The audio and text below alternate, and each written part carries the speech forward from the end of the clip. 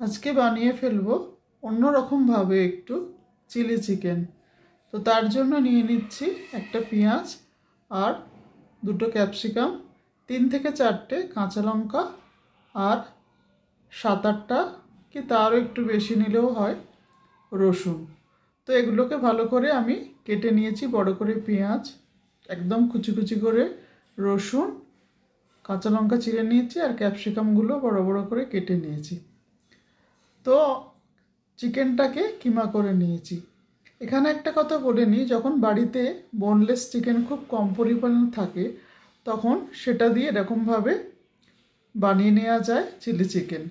তো প্রথমে দিয়ে দিলাম 1 চামচ গোলমরিচের গুঁড়ো কিমাটার মধ্যে, দিয়ে দেবো পরিমাণ মতো নুন, আর দিয়ে দেবো লঙ্কা গুঁড়ো প্রায় 1 চামচ, কারণ এটা একটু ঝাল তো হবেই। একটা ডিম দিয়ে দিলাম, আর দিয়ে দেবো আদা রসুন পেস্ট 1 চামচ। এটা দিয়ে একজন অথবা দুজনের চিলি চিকেন খুব ভালো করে হয়ে যায়।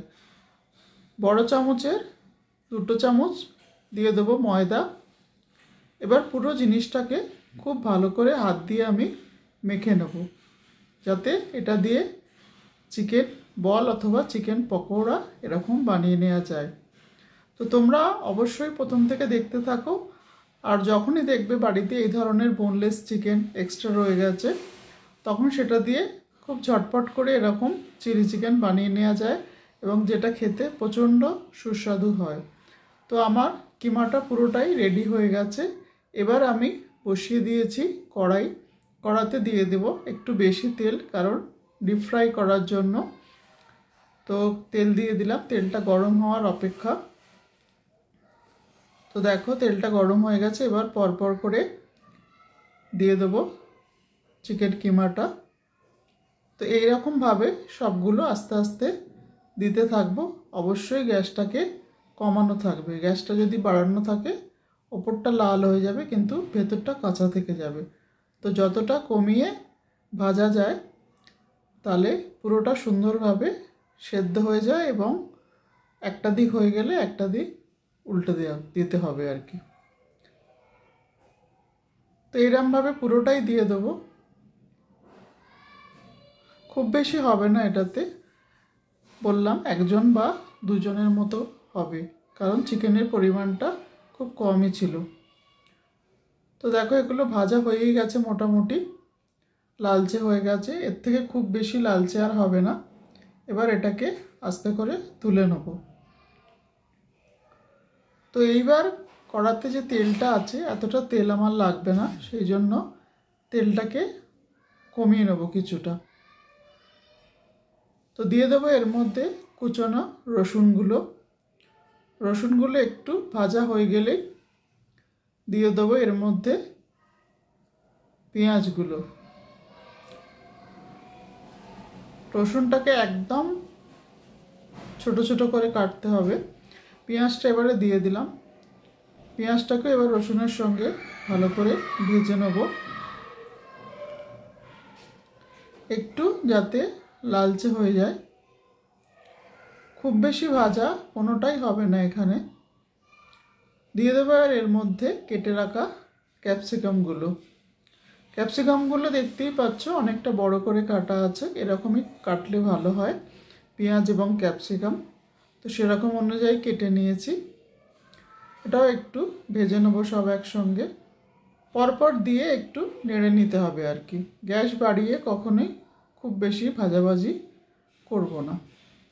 দিয়ে দিলাম কাঁচা লঙ্কাগুলো, কারণ যেহেতু চিলি চিকেন ঝাল তো একটু করতেই হবে। নুন দিয়ে দিলাম। নুন দেওয়ার ফলে পেঁয়াজটা একটু নরম হয়ে যাবে, সেই জন্য আগে নুনটা দিয়ে দিলাম। তো দেখো ভাজা হয়ে গেছে মোটামুটি।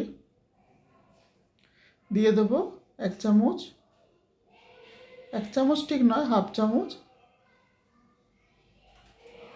আদা রসুন পেস্ট।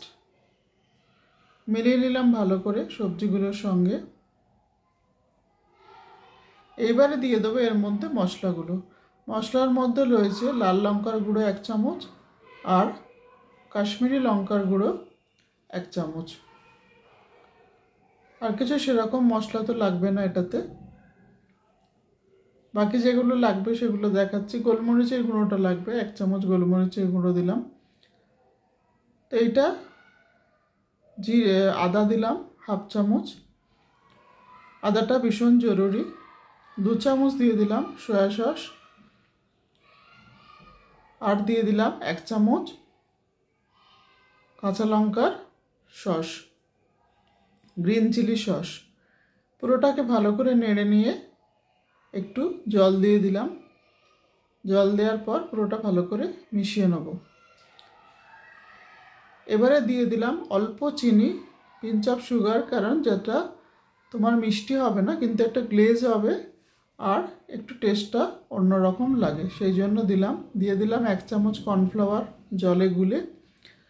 তো এটাকে একটু ফুটতে দেব। দেখো ফুটে গেছে খুব ভালো করে। এরপর আরেকটু জল এর মধ্যে অ্যাড করব। নুন একটু কম হয়েছিল বলে অ্যাড করে দিলাম, একটু জল দিয়ে দিয়েছি। এবার পকোড়াগুলো এর মধ্যে দিয়ে দেবো, কারণ আমার তো সসটা পুরোটা রেডি হয়েই গেছে।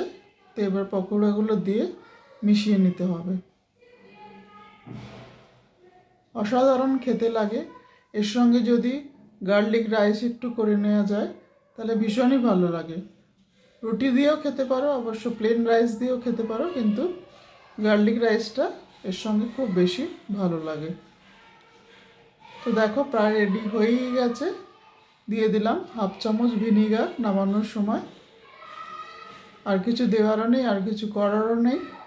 অবশ্যই তোমরা এটা বানিয়ে ফেলো আর আমাকে বলো প্লিজ কীরকম লাগলো। এবার একটা গ্যাসটাকে বন্ধ করে দিয়ে একটা পাত্রে এটাকে ঢেলে নেব।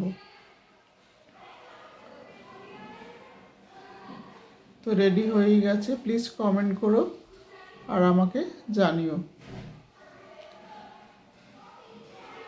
পুরোটা একসঙ্গে ঢেলে নিলাম। তো চিলি চিকেন এইভাবে রেডি। তোমরা যদি কেউ এইভাবে বানিয়ে থাকো অবশ্যই আমাকে জানিও। Thank you so much.